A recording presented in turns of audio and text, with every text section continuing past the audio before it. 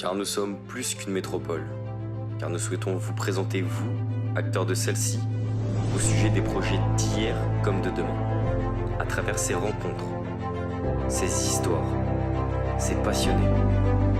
Redécouvrez votre métropole comme vous ne l'avez jamais vue. Bienvenue dans le premier épisode d'Emmène-nous. Aujourd'hui, on a décidé de déposer nos valises ici, à Ouascal, et plus précisément à la patinoire Serge Charles, pour vous présenter un sport peu connu, mais ô combien fantastique, le hockey sur glace.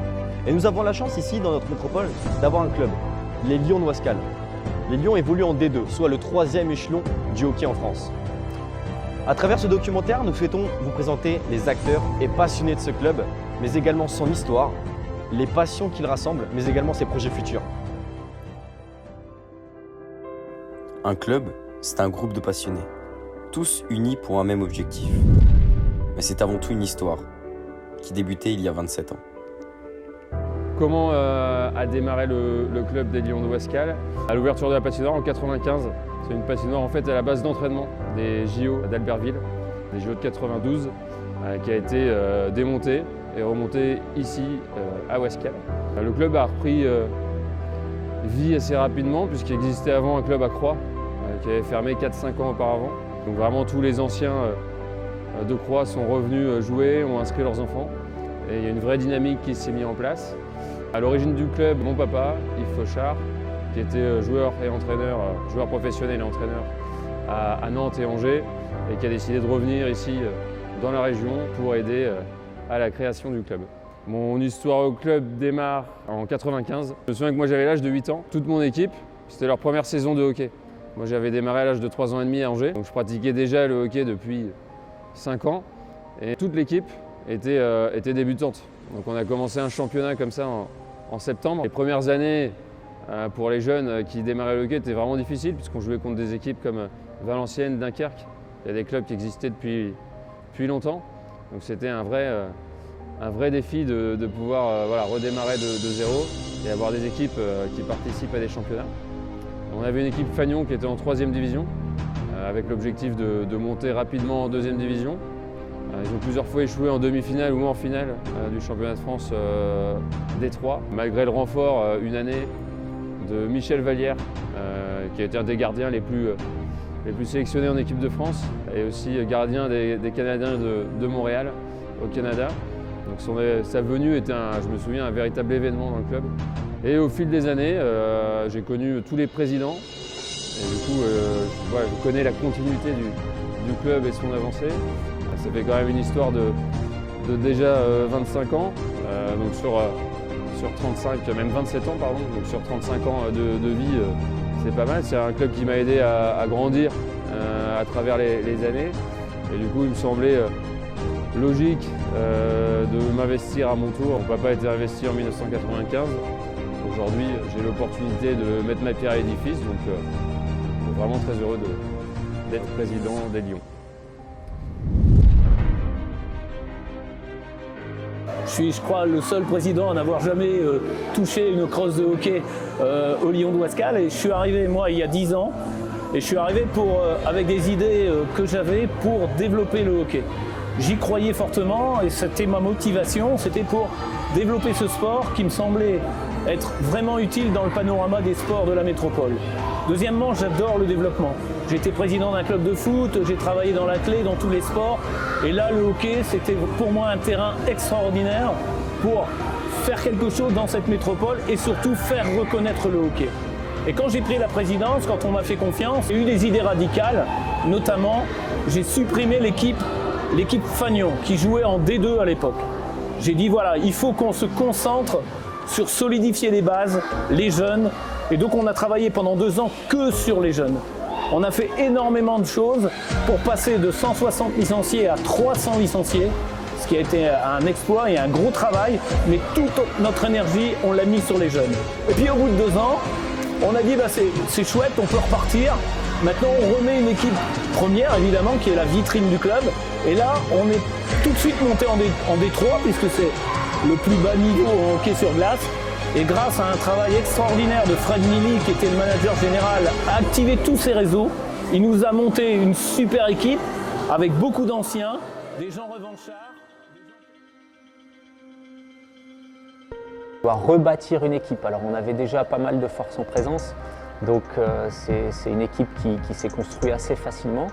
Et puis comme notre objectif était vraiment ambitieux, donc de retrouver la deuxième division dès la première saison, on a été chercher des anciennes connaissances du côté de Dunkerque et de Valenciennes pour bâtir une équipe vraiment compétitive, quoi. On a créé cette équipe en pensant évidemment résultat, mais on a été aussi chercher des bons gars parce que l'objectif avant tout c'était de prendre du plaisir et de passer vraiment une saison sereine. On savait qu'en prenant du plaisir, on avait un maximum de chances d'atteindre nos résultats. Le début de saison a été assez simple et puis ça m'a permis moi aussi de tester pas mal de combinaisons au niveau de mes joueurs, au niveau du groupe. Ça a permis de créer une cohésion progressivement et puis on est vraiment monté crescendo. On a préparé cette équipe pour qu'elle arrive compétitive dès le début des playoffs. Et on savait que c'est en play-off, avec une élimination directe, que ça allait commencer à vraiment devenir sérieux. On est tombé notamment sur l'équipe de Valenciennes dès le début, donc ça nous faisait un petit derby. Et c'est vrai que c'était déjà un premier test pour notre équipe. Tout s'est bien passé, on est arrivé assez simplement finalement sur ce Final Four. Et puis on avait anticipé, on voulait vraiment l'organiser à la maison. On voulait que la fête soit encore plus belle, donc on a mis en place toute cette organisation pour accueillir les 4 meilleures équipes de 3e division pour la finale donc, du championnat. Et une seule équipe en fait avait accession à la 2e division. Donc, premier match, on joue contre Rouen, qui est une équipe jeune, une équipe assez compétitive qu'on avait déjà rencontrée dans la saison. Et puis on passe un peu au travers de notre premier match. On perd sur la fin de match. Donc là, les joueurs arrivent un peu la tête dans les patins dans les vestiaires. Et puis bah, forcément, moi je sens le doute qui s'installe au sein de l'équipe. Et ça, c'est pas possible. Moi, je doutais pas du tout. Bah, le lendemain, en fait, on a un match encore compliqué. En fait, cette finale, elle a été compliquée du début à la fin. Mais on réussit à gagner, c'était Chalon. Et puis bah, le dernier match, c'était contre l'équipe de Marseille. Donc là, ça s'est joué, ça allait se jouer, le titre allait se jouer au goal average. Donc moi j'avais bien observé l'équipe de Marseille sur les 2 premiers matchs pour vraiment être capable de jouer sur leurs faiblesses et sur nos forces à nous. Et donc là, il fallait battre Marseille par plus de 2 buts d'écart pour être sûr d'obtenir le titre. Alors on les a battus, on n'a pas réussi à avoir plus de 2 buts d'écart et donc tous jouaient sur le dernier match qui se jouait juste après nous, donc contre Chalon et Rouen. Ce petit match, il a donné encore plus vraiment d'émotion à notre victoire et nous on a fait le boulot, c'est-à-dire que tout ce qu'on pouvait maîtriser, tout ce qu'on pouvait faire pour maîtriser, être sûr de monter, on l'a fait, on n'avait pas de regret à avoir. Donc effectivement, il nous fallait un petit coup du destin pour obtenir ce titre. Et puis c'est ce qui s'est passé. Donc en fait, on était tous dans les vestiaires. Les joueurs s'étaient déséquipés. On était en bord de piste. On attendait, on regardait ce match et puis on attendait ce résultat. On avait organisé un petit barbecue pour fêter aussi la fin de saison, tous ensemble, avec nos familles, les enfants des joueurs qui étaient là. Et puis le résultat est allé en notre faveur et on a fini avec le titre ici devant notre public. C'est fabuleux, quelle belle histoire. D'ailleurs, ça vaut toutes les histoires du monde. C'est une histoire d'hommes, une histoire de femmes, une histoire de clubs, d'associations. Ça, c'est fabuleux, vraiment, c'est fabuleux. C'est vraiment quelque chose qui est resté gravé dans la tête de tous les joueurs.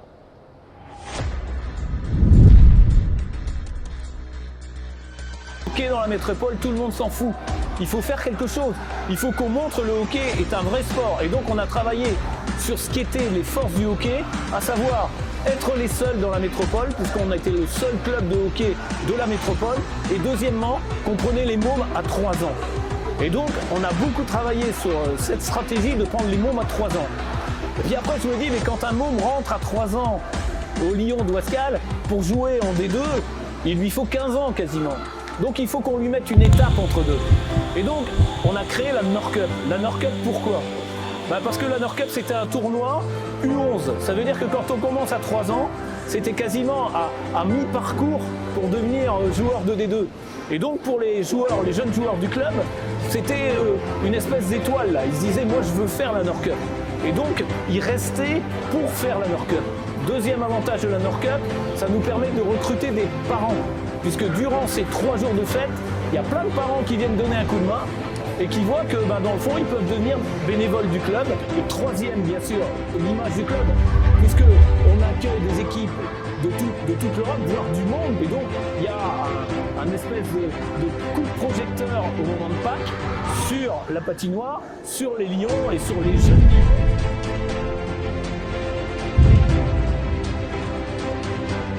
Les matchs du samedi, c'est bien, mais il fallait qu'il y ait une aspérité dans la saison, un moment où on montre le hockey sur son vrai visage. C'est quoi le hockey quand vous allez aux États-Unis, au Canada ou ailleurs?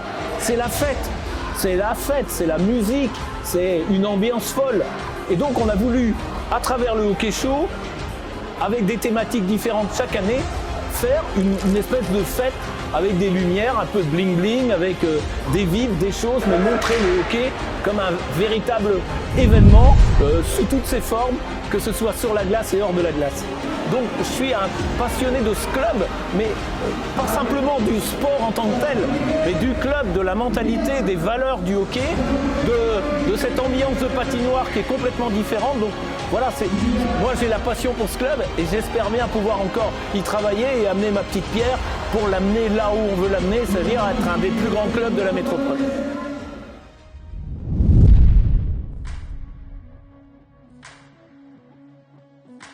Mon histoire avec le hockey, elle a commencé très très jeune à Dunkerque. J'ai fait tout mon hockey mineur à Dunkerque.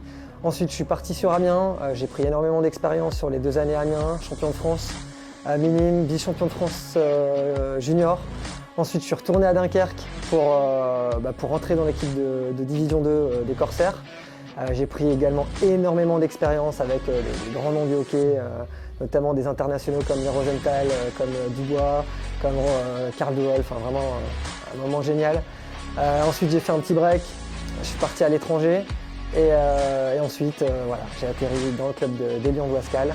Et aujourd'hui ça fait quasiment 6 ans que je suis au sein du club. L'équipe de Wascal c'est une famille, c'est vraiment quand on vient ici on voit les copains, on voit la deuxième famille parce que forcément il y a la première, mais il y a la deuxième famille, c'est les moments de partage, on est quasiment là tous les 2 soirs ou tous les soirs, les week-ends. Donc il faut vraiment une vraie osmose et aujourd'hui à Wascal c'est clairement ce qui se passe. L'équipe quand même jeune, donc l'idée c'est vraiment de pouvoir canaliser un petit peu l'équipe, de pouvoir donner mon expérience aussi parce que forcément des fois j'ai quasiment 10 ans d'écart avec certains joueurs donc il faut aussi rappeler les règles du quotidien à respecter. Et puis je veux pas être leur papa non plus, mais voilà, je veux pouvoir leur apporter mon expérience. Un souvenir qui me revient, c'était 2019. On arrive en 8e de play-off avec Wascal et on joue contre Villars. Donc le match aller, donc la formule elle est simple, c'est match aller, match retour et c'est 2 matchs gagnants. On part donc le vendredi soir à Villars. On vient dans le vestiaire pour se préparer, pour partir, et là, erreur de logistique, pas de bus. Donc en gros, on se retrouve à prendre le lendemain le train, le taxi, on arrive à Villars. Enfin, vraiment, je passe les détails, mais moment incroyable. On prend littéralement une valise. On prend un 7-0, mais vraiment tous dépités, 8e de finale, triste. Match retour, à domicile. On arrive, on est 5-2. On est 5-2 au premier match et la petite anecdote c'est que ce week-end-là c'était la bande de Dunkerque, le carnaval de Dunkerque. Donc le lendemain, on arrive sur le match, fin du temps additionnel 2-2 et là sur un engagement face-off, l'arbitre pose le palais, Martin Domian il lance le puck, pleine lucarne, grosse victoire, on passe en 4. Vraiment un moment magique.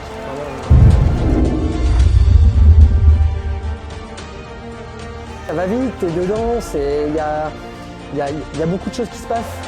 C'est la prise de décision, c'est le bon moment, le bon timing, le bon coéquipier qui est au bon endroit. Enfin, il y a plein de choses qui se passent en même temps. C'est quand même le sport collectif le plus rapide au monde, donc forcément derrière, il y a quelque chose qui va vite. On ne prend pas forcément les bonnes décisions, mais quand on est ici à Ouascal, on a le public justement qui est là, les spectateurs qui nous soutiennent. Et derrière, on a vraiment un moment incroyable sur la glace. Perso, déjà m'épanouir dans l'équipe, comme je l'ai fait ces années précédentes. Marquer des points, forcément. L'idée en attaquant, c'est de marquer des buts. Faire plaisir, vraiment se faire plaisir à l'équipe. Et puis surtout, rendre ce qu'on peut au maximum au public parce qu'ils sont là pour nous soutenir. Il y a un beau public et il faut justement qu'on puisse leur procurer la sensation que nous on prend dans le jeu, dans les tribunes.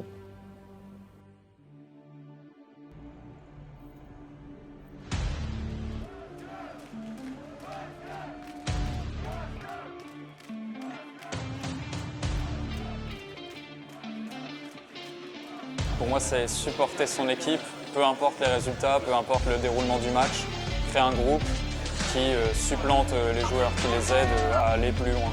J'ai plusieurs amis qui viennent avec moi voir les matchs et le spectacle aussi, parce que vraiment c'est un sport spectaculaire. Pour l'instant, les Rugissants, on est une dizaine, c'est le fan club qu'on a créé autour des Lions de Ouascal. On fait des déplacements au cours de la saison, ça a été créé donc là en octobre 2021.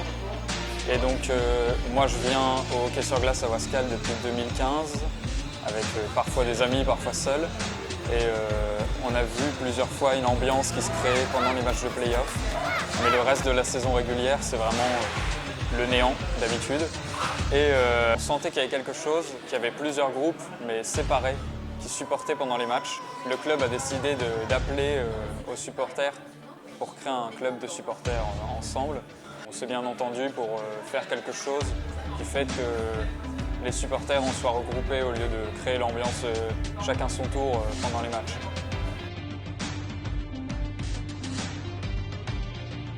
J'espère qu'on verra du beau spectacle la saison prochaine, aussi bien sur le terrain qu'en tribune. Du coup, j'imagine une vraie évolution dans le temps avec le projet de patinoire pour 2030. Les ambitions avec le club, continuer à le structurer. Il y a déjà des très belles choses qui sont faites et qui ont été mises en place dans le club des Lions de Ouascal. L'idée est de poursuivre la structuration, de garder ce qui fonctionne, d'améliorer les choses qui seraient améliorées et de vraiment avoir un socle solide au niveau club et sportif pour ensuite ambitionner une éventuelle évolution sportive au haut niveau. Mais déjà, voilà, à court moyen terme, structurer, développer l'équipe des deux, qu'elle puisse jouer les hauts de tableau rapidement, sans pour autant viser une montée en D1 là avec une date précise, mais en tout cas la structurer le mieux possible pour être en position 2 le jour où on aura l'opportunité d'avoir un équipement à la hauteur de nos ambitions. Les projets lointains, horizon 2030-2035, avec des si le projet Mel Patinoire Arena venait à voir le jour, ce qui serait fantastique pour un club comme les Lions de Ouascal, c'est évidemment d'évoluer au plus haut niveau français, en Ligue Magnus, de participer à la Coupe d'Europe. Et j'ai toujours, mais en tout cas à l'époque, mon papa avait un projet de patinoire à Lille et il rêvait de porter la Coupe d'Europe dans les rues de Lille avec son équipe. Et donc je pense que ce serait un super clin d'œil de réussir à soulever cette coupe ici dans le nord de la France.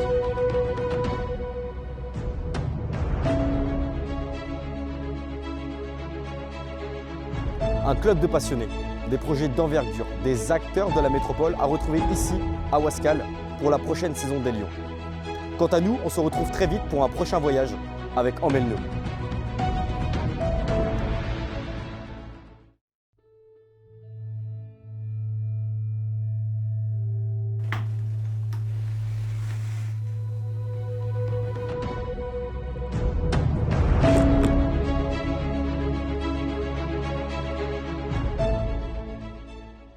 C'est avant tout une aventure humaine. Ah non, je la recommence. Je l'ai, c'est bon, j'ai trouvé la vaille. T'es prêt? Ah, Coupe d'Europe. Ah, j'aurais pu même verser une petite larme et tout. On perd contre Rouen. On perd le premier match du Final Four. Pour un prochain épisode d'Emmène-nous. Ciao.